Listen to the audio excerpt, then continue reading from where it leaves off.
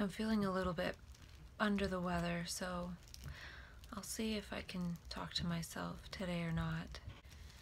I'm playing with my little DNA tangler. I don't know if you've ever seen one of these, but I saw it one time and I just had to buy it, even though I don't really think I need it, but it's kind of fun. It's supposed to help people with fidgety propensities.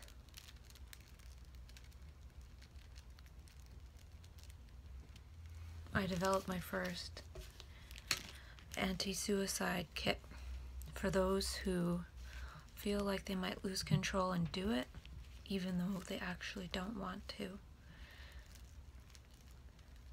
I feel like, in my case, I don't want to. And I came across a video of this girl on YouTube, and she said she woke up with all of her sleeping pills in her bubble pack popped out into a vial, and she doesn't remember doing that. So she's actually afraid of her own self killing her, and she wouldn't remember. Now I'm kind of afraid in that way too, but mine is usually more like I'll like pop out of bed and think I have to kill myself, and I'm actually kind of like running around like that. So this way I would grab my kit and then fasten myself to, say, my bedpost with my phone nearby, so I can keep myself safe until help comes. And so I have, it's just a Zap strap and 4 Seroquel. And I could take 2 Seroquel, or I could decide to take 4, and 4 is not going to kill me, but it's really going to knock me out. And the Zap strap is 16 inches, so it's not long enough to like hang myself with, because that's the thing, this little intervention can work for one or against one. So if I really wanted to die and I wanted to swallow an entire bunch of pills and then fasten myself so I couldn't call for help, then I would be dead for sure. But this is supposed to be designed for those of us who actually want to live. This will help people that really want to kill themselves for sure, and it'll help people that really don't want to kill themselves not kill themselves. So it's a sort of a pro-choice thing, and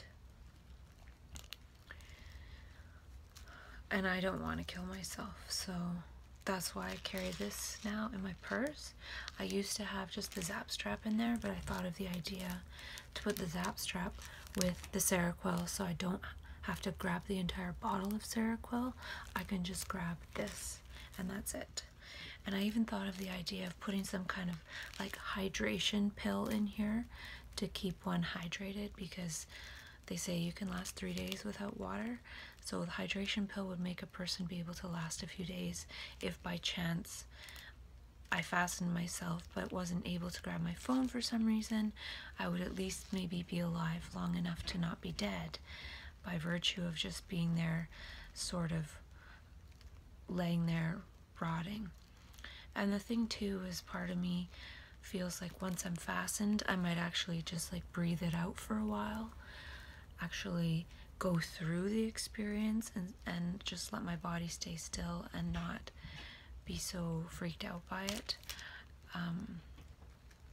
Well, I would be freaked out by it, but I would stay still and let the inner experience happen somewhat, because I already did that one time, even though I wasn't planning on it, and it was a really weird experience. But so that's the one thing. That's another thing. I might be losing my voice. I don't even know. Maybe I talk too much. The other day, 2 days ago, I made maybe like 3 hours worth of video. And so it's odd that someday I could talk for like 3 hours of video. Then other days I can't say anything. I think yesterday I tried to make a video and I was gonna try and do another couple hours maybe, but I stopped at 20 minutes and I was just like, bleh. And yesterday I wrote the Mensa test just for fun, and I really don't think I passed, but it was kind of fun actually, just to sit there and be like da, da, da, da, da, da, da. And it would be kind of funny. I don't think my brain works that way anymore anyway, but it's just kind of funny. And yesterday too, I did a longer session of TRE, trauma and tension releasing exercises, and I bought the app, so I followed the videos and I did the exercises, and then I did the trauma releasing exercise, and it really did something. I don't know, today I went for a walk in the park and my whole body felt kind of different, like my hips felt looser, and I'm not sure, I was just sort of noticing.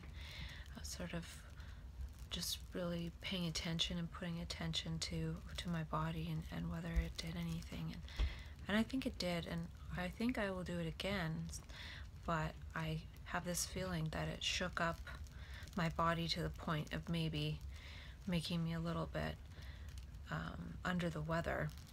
My gums are all swollen on the right side of my mouth, on the top, and I just feel a little bit lethargic, but I'm not going to miss work tomorrow or anything. I don't see why I would need to miss work. I'd just be a little bit under the weather.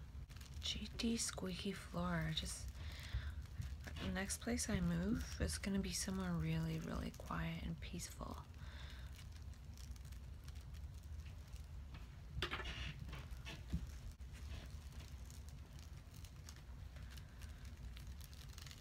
And I find when I edit my videos, to get rid of the little coughs and sniffs and things, and face scratches, I'm hoping or thinking that one day maybe I'll just get to a point where I can just talk and not need to refer to any writing or write anything down. Just trust that whatever I say will include what I sort of perceived at some point. And or there's also, I could make just shorter videos of the thoughts that I think right when I think them, but a lot of times they come to me when I'm getting ready in the morning, when I'm like naked and not wearing makeup yet. And so I don't know, I did come up with some good stuff though. I remember thinking, oh, this is good stuff. Okay, like this little diagram here. See that? Now it's hard to read, but what I was trying to get at was how there's like this river, and there's like the ego is like a river dam. So this is our stream of energy, and there's the ego, and so it's a dam, and then so it's like only allowing a little bit of our stream of energy through, just like a dam sort of lets the water through in a certain way to generate the power. So it's not, the river isn't flowing, there's a big lake pooled up here. So the ego is like a dam.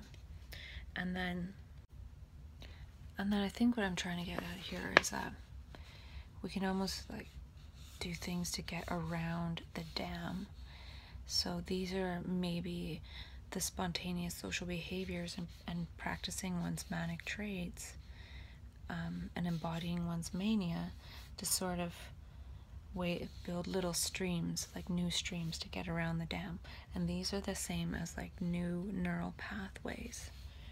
And then when the dam breaks, when mania comes, which is like the scrambling of the ego and how it dissolves, then there's somewhere for it to go, because we've created those new pathways here. Because otherwise, if we were just the ego, if we're just the regular flow, we're not ready for all that extra energy. And so there are new channels for that energy. And that was one of my little thoughts about it. So that energy and all that extra water seems like chaos. So if somebody came along and saw a river with a dam, and there's a big pool, and there's a dam, and there's just a little bit of water spilling through, and they'd never seen a natural river, they would think that the dam was part of the river system. Now that's the equivalent of the ego, and we think that it's always there. And now when it breaks, if somebody thought rivers always had dams, they would think that that was like chaos and totally catastrophic. But really the dam is the unnatural thing, and it will break given certain conditions.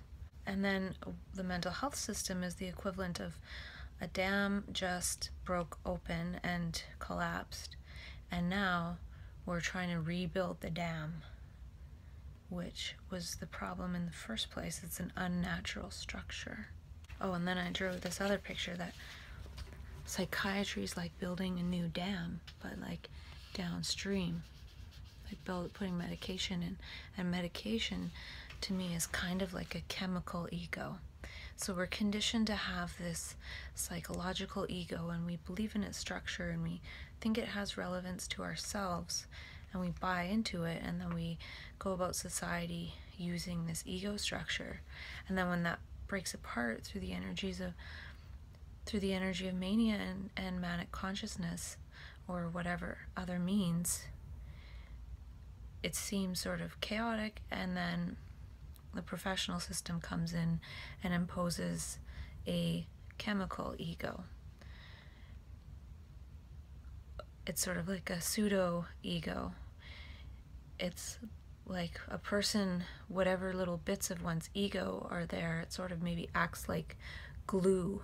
It's like taking the dam pieces, all these big chunks of concrete, and like trying to glue them back together with some kind of medication, and that's supposed to keep the ego somewhat intact, when really the ego is the problem in the first place. And a person goes kind of through chaos because the dam breaks and there's all this energy coming through, but it eventually settles. Like if a dam breaks in a river, the initial pool of water is totally chaotic and catastrophic, but once it equalizes again, it's just the normal flowing river, and it goes back to how it was naturally. And so in my mind, people need to be supported to weather that storm of their ego dam breaking, and because they will rebalance. It's like slingshotting into a higher energy realm and then slingshotting back into a lower energy realm, and it eventually evens out over time. But that process is never allowed to complete naturally. Very rarely is it allowed to resolve itself naturally. It's always seen as some kind of disease, but really the ego is the disease in my mind. And I'm not the first person to say that. And I wrote, we need more neural pathways of that way of being animated, which is the way the universe is trying to animate us, which is the same way we were animated as children, but of course in a different way. That would have been the natural trajectory of us learning towards adulthood. If our brains would have never stopped learning because of these false ego, inner thought, image, compass structures that keep us reflecting on the past or thinking about the future, which doesn't have any relevance to the present moment. If we're not in the present moment, then we can't actually respond adequately to the present moment. If we can't respond adequately to the present moment, we're going to be thinking and reflecting on, did I do this right or that right? Because we're not actually in the moment. So we're supposed to flow like rivers, and our egos are dams. We need to embody world centricity, because this is the way that this extra energy is trying to animate us. It's trying to get us to cooperate and collaborate with each other, and to not cooperate with the current structure of society, because it's destroying us. It's trying to get us to cooperate with this energy that is us. This energy is us. It's the energy of life itself. The ego is energy dissipating, and it's false. It's an illusion. And so we're separate from the life energy of our very being. And I was talking about in another video about how this life energy that we are as human beings, our inner subjectivity, is more the realm of goodness, truth, beauty, and all these dimensions that we have of being human, and the human embodiment that are actually fundamental to human beings, and maybe other members of the animal kingdom have it too, but that would be their own unique animal experience of it apart from us. And so those are the ones we're born with, but then we actually replace that inner rich dimension that we would experience if we were just here perceiving in the moment. We'd either perceive goodness, truth, or beauty, and we would experience ourselves as that. Just like we experience awe when we experience awe. And that's replaced with the ego compass, which is psychological time. And Krishnamurti talks a lot about psychological time, and I'm really feeling like I'm seeing what he's saying with how our minds, our psyche goes back to past memories or future possibilities, and all the while that it's doing that, it's playing this inner chess match. It's playing this inner game with itself of trying to gratify itself, which is just an image. It's not actually what's happening. And so by doing that, we're not actually present in the moment. We're lost in psychological time. And that by creating these, by having these different memories and continually recalling them, we're creating this me that is recalling this memory. And this sort of me complex is this image that we have of ourselves inside. And it's not actually ourselves, it's not our life energy. It's just an image, and it's recalling different memories and going around in time.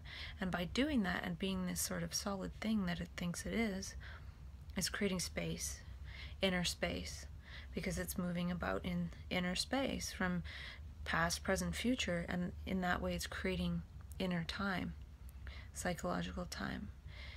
And when the ego me complex is doing that, it's not actually in present time. So the outer dimensions are space and time, and the ego creates the equivalent inner dimensions of space and time, but there's no such thing as that. And if it was just emptiness, that would leave emptiness to have the subjectivity arise as beauty, truth, goodness, happiness, joy, all these other states of being, love. Thinking about 2 years ago isn't love. So by creating, I feel like this image is created because this is how we operate in the outer.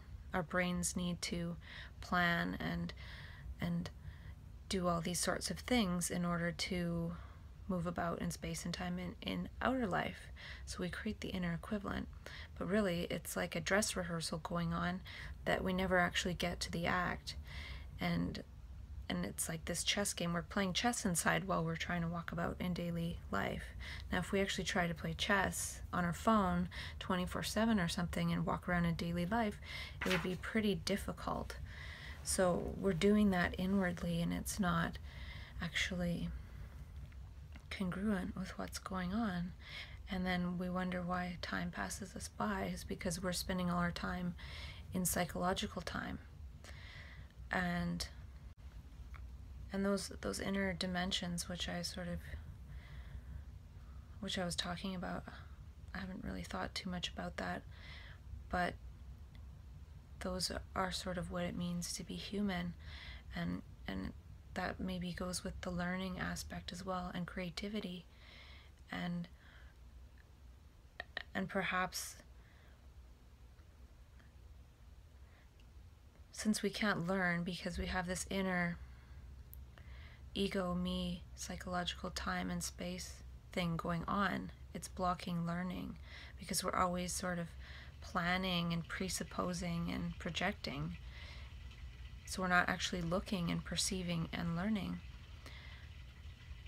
And so we're not learning. And since we're not learning,